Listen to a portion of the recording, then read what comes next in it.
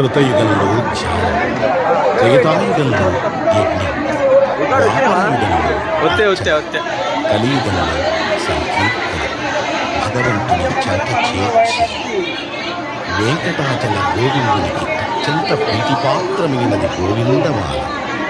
ఈ వ్రతంలో ప్రధానమైనది శరణం.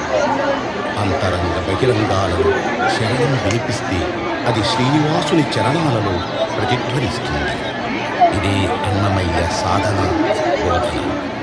ఈ గోవింద శరణాగతి మాల తిరుమల దేవాలయ సంప్రదాయంలో ఒక భాగమే నిలిచింది.